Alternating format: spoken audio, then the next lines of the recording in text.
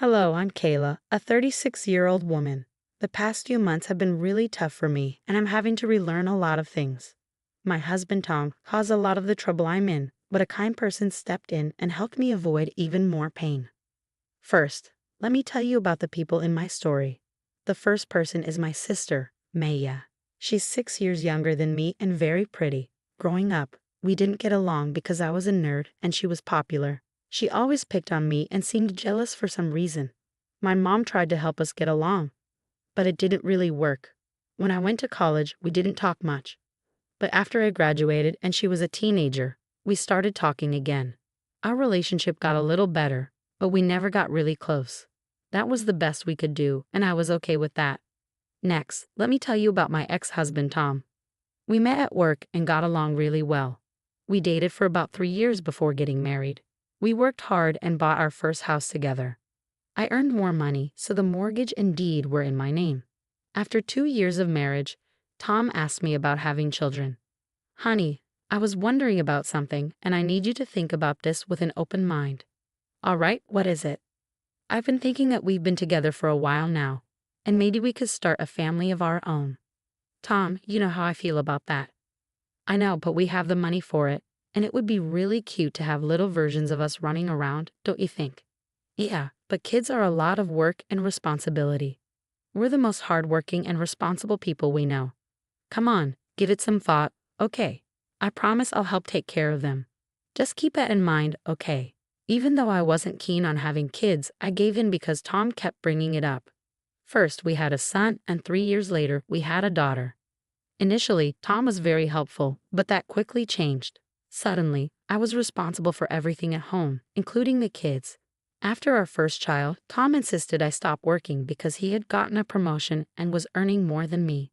I tried to resist, but eventually, I decided it wasn't worth the fight and accepted my new role. To avoid getting bored at home, I took up a new hobby, hosting dinners. I often invited my mom and sister, who lived nearby, and my mother-in-law, Megan, whenever she was in town. Eventually, I started to feel comfortable in my new life. I got to spend a lot of time with my family, and that made me happy. Tom and I were doing okay. I had gone through some trauma after giving birth to our second child, where I almost died, which affected our relationship. I didn't think anything else was wrong, but oh, how wrong I was. As I was cleaning my room, I found a pair of panties that definitely weren't mine. My heart sank as I stared at them, wondering if I wasn't enough for my husband. I had been feeling different lately, but I had just had our second child. It had been over a year since then, and I was still recovering. I had been going to therapy, making slow progress. But it didn't seem enough because Tom was cheating on me. Once the shock wore off, I was filled with anger and betrayal. I needed to know who my husband was cheating on me with and why. First, I sent Tom a picture of the underwear and asked him whose they were. Then, I checked his laptop. I logged into his social media accounts and went through his chats. At first, I didn't see any unknown women, which confused me more. I looked through his messages but found nothing. In my desperation, I went through every chat, even though I knew it was foolish because everyone in his contacts was someone. I couldn't believe that anyone in my life could hurt me that much. Then I realized that my sister's contact ID was everywhere I looked. At first, I didn't think much of it because why would my sister and husband talking be suspicious? But when I checked their chats, I felt sick to my stomach. They were full of pictures and videos of them in bed, messages about how much they love each other, and plans for Tom to leave me. I couldn't believe my own sister would do something so awful. Our relationship had never been perfect, but this was a whole new level of betrayal. First, I threw up because I was so disgusted. Then, I tried calling Tom, but he didn't answer. So I called my sister. Maya, hey, what's up? Don't hey, what's up me? Seriously, what's wrong with you? I don't know about mine, but I do know that I found a pair of your panties in my bedroom. Have you been sleeping with Tom? Yeah, for a while now.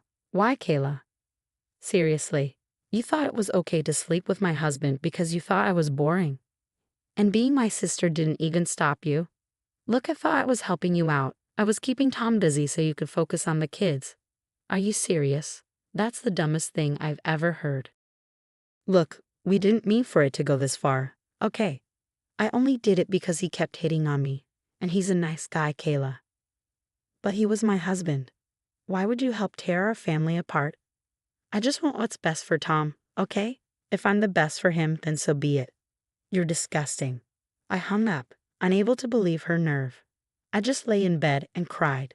I never thought my life would come to this. Eventually, my youngest woke up crying, so I tended to her. I felt empty as I went through the motions of the day. I couldn't let my kids know something was wrong. They didn't need that worry. I picked up my older child from school, made dinner, and when they asked where their dad was, I lied and said he was working late. At some point, my anger turned into worry. It was almost 11 o'clock at night, and Tom still wasn't home. I tried calling him multiple times, but he didn't answer. I even tried calling my sister to see if he was there, but she didn't pick up either. Exhausted from the day, I went to bed, hoping it was all just a bad dream. The next morning, I woke up feeling like something was wrong. I looked around and realized Tom's things were gone from the room. I checked the cupboards and drawers, and most of his stuff was gone from the house too.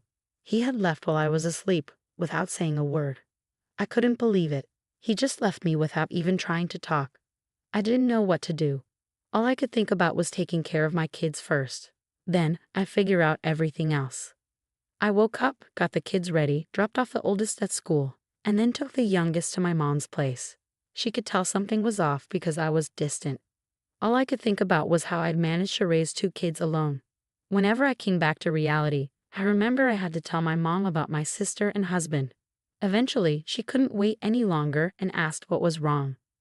Okay, I've had enough of your silence. What's going on? I don't know how to say this. Why don't you start from the beginning?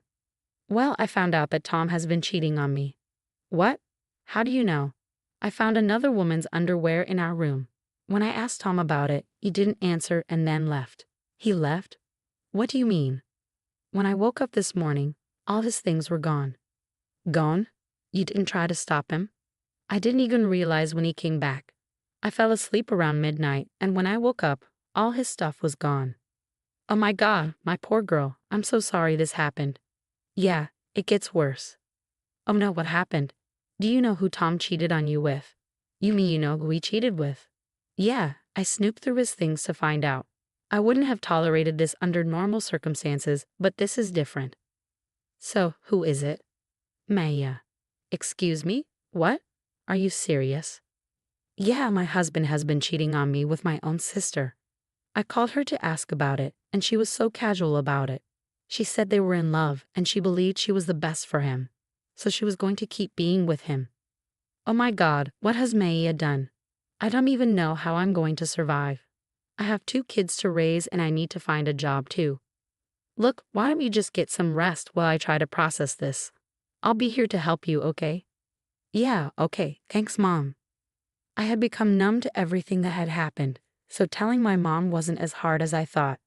I ended up sleeping while my mom took care of my youngest. When I woke up, I heard my baby crying and my mom yelling. I rushed out and saw my mom on the phone looking angry. She hung up and seemed surprised to see me. She apologized for the noise but didn't say more. I knew she had been giving Maya a piece of her mind. Over the next few days, Mom stayed with us. It was easier having one person move and then 3. Maya kept trying to contact our mom, but she asked me to block Maya. It was comforting to have someone understand my feelings when I felt so alone. I found out through mutual friends that Tom and Maya got married. They reached out to me, concerned and confused. I had to explain everything, which was humiliating, but they were supportive. They all blocked Tom and Maya and refused to associate with them. But I found out they got married the day after Tom left us. It hurt to know, but I shouldn't have expected anything different from them. When I told my mom, she was furious. You should know, my mom is usually calm, so seeing her so angry with my sister was surprising. It was great to have her financial support. She wasn't obligated to help, but she did her best for us. She even helped me get job interviews because I wanted to contribute now that Tom wasn't there to stop me. Taking care of the kids was manageable, but when they asked about Tom, I had to hold back tears. Still, we got through it. A week later, I got a letter from Tom. I didn't want anything to do with it. I figured it was some apology, but I was done with him. A week was too long to try to fix things, especially after he ran away from his family. So I did the next best thing I could think of. I burned the letter. But afterward, I couldn't help but be curious about what it said. Sometimes I wished I had read it before burning it, but then I reminded myself that nothing he could have said would change how I felt about him and what he did. The next day, my mom and I took the kids to the fair. We had a blast, and it was nice to be in a lively place after everything. I finally got to have fun and laugh, which felt great after such a tough time. That night, my mom and I relaxed with a bottle of wine, and I told her about the letter. So something came in the mail for me last night. Oh, what was it? It was a letter from Tom. What? What did it say? I don't know. What do you mean? You opened it, right? No, I didn't want to deal with anything he had to say, so I burned it. You burned it? Kayla, what if they were official divorce papers? The envelope didn't look legal at all. I'm sure it wasn't that. Well, if you're sure. What do you think was in it? I don't know. Maybe a weak apology or a request for his stuff back. I wouldn't be surprised. But how are you feeling about all of this now? Well, today was a good day. It's tough, especially when the kids keep asking where their dad is. What do I even tell them?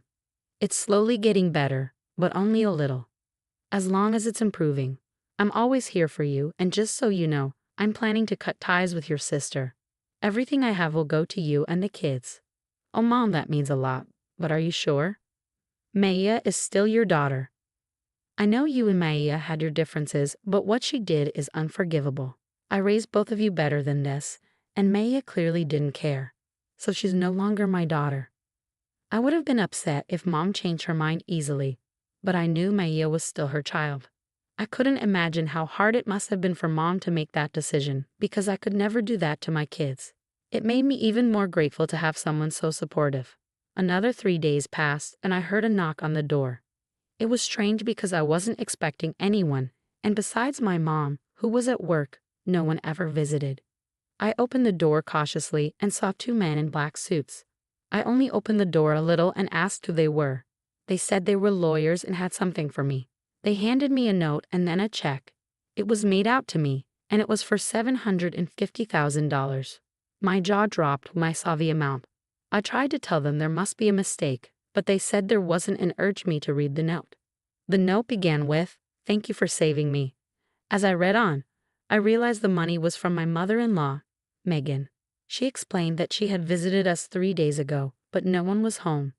She called Tom, who tried to make it seem like he couldn't get in, but I had changed the locks after he left. Megan sensed something was wrong with Tom's behavior and pressed him until he confessed everything. She was disgusted by his actions. Megan felt sorry for what I had gone through and decided to leave all her inheritance to me and her grandkids. She thanked me for preventing her from making a mistake and for not trusting her son with her assets. That's what the check was for. The lawyers then told me that Megan had been terminally ill and had passed away just the day before.